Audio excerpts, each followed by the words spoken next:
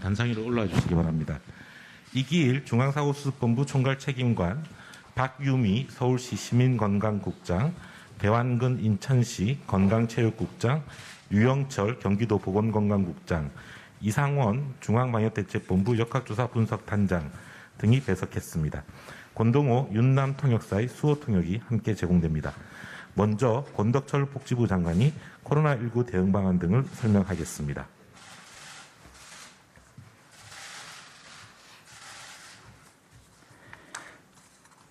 존경하는 국민 여러분, 안녕하십니까? 코로나19 중대본에서 제1차장을 맡고 있는 보건복지부 장관 권덕철입니다. 지금부터 6월 29일 화요일 중대본 브리핑을 시작하겠습니다. 오늘 중대본에서는 국무총리 주재하에 수도권의 광역지자체장들과 함께 수도권 특별 방역대책에 대해서 논의했습니다. 수도권의 환자 발생이 비수도권에 비해 계속 증가하고 있습니다.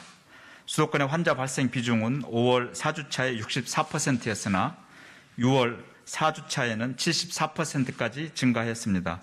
특히 서울의 유행이 계속 커지고 있는 상황입니다.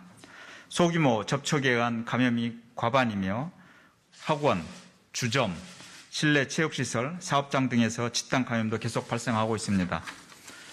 감염 경로를 조사하고 있는 비율도 30%대에 이르고 델타형 변이도 수도권을 중심으로 확인되고 있습니다. 특히 수도권의 감염 사례들을 분석해보면 방역 긴장도가 떨어져 방역수칙이 잘 지켜지지 않거나 유증상 상태에서 바로 검사받지 않는 경우가 다수 나타나고 있습니다. 지자체에 보다 적극적인 대응이 필요한 시점입니다. 정부는 새로운 사회적 거리두기 개편을 앞두고 수도권의 방역조치를 강화하는 방안을 논의하였습니다. 우선 중앙정부에서는 7월 1일부터 14일까지 2주간을 집중하여 수도권에 대한 특별 방역 상황을 점검할 계획입니다. 각 부처의 소관 시설별로 방역수칙 준수를 점검하고 위반 시 엄격하게 조치할 예정입니다.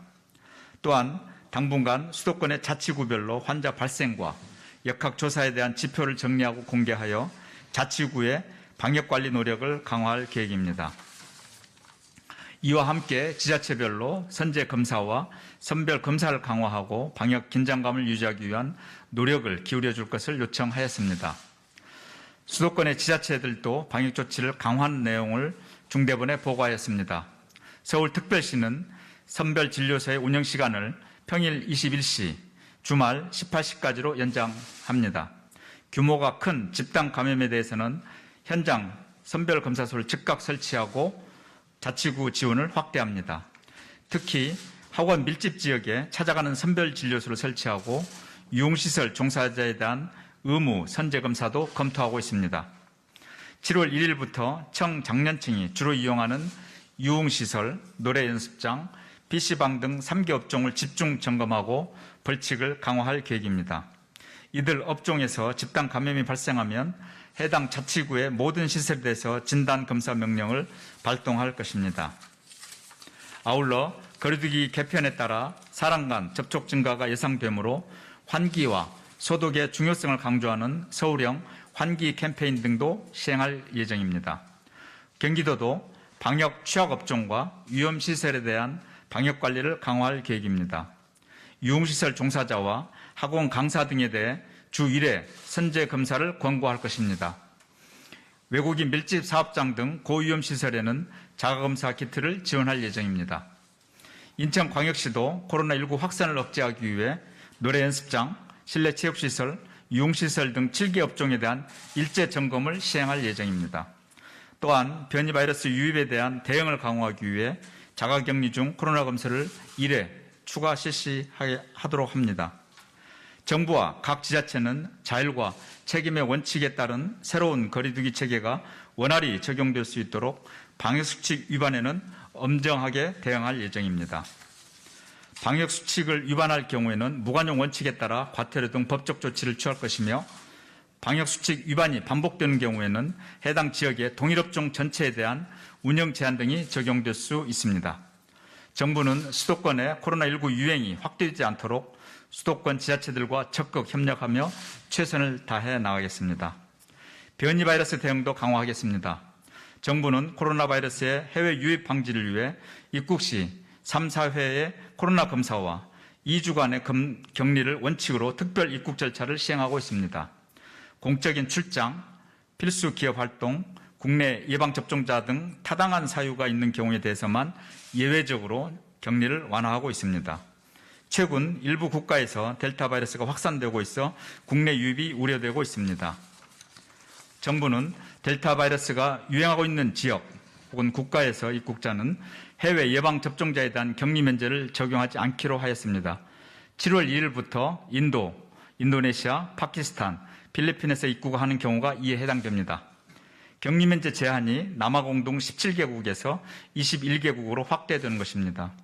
정부는 코로나19 해외 유입을 방지하기 위해 출입국자에 대한 검역을 최선을 다하겠습니다. 국민 여러분, 예방접종이 순조롭게 진행되고 있지만 오늘 또 500여 명의 만원 환자가 발생하였습니다. 상반기에 1,500만 명 이상의 국민들께서 접종에 참여해 주셨지만 아직 모든 사람의 감염을 막을 정도로 충분한 인원이 접종을 마치는 것은 아닙니다. 특히 방역에 대한 경계심이 풀어지고 있는 징후가 우리 주변에서 많이 나타나고 있습니다.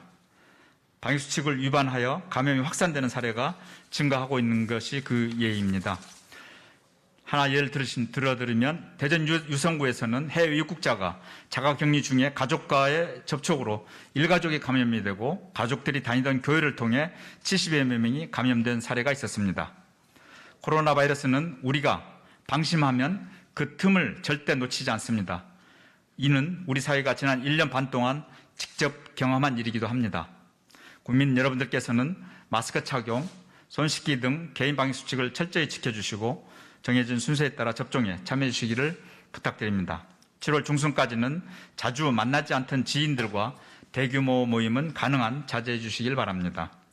특히 직장, 동호회, 향후회 등의 대규모 회식은 충분히 많은 사람들이 접종을 받은 이후로 연기해 주시면 감사하겠습니다.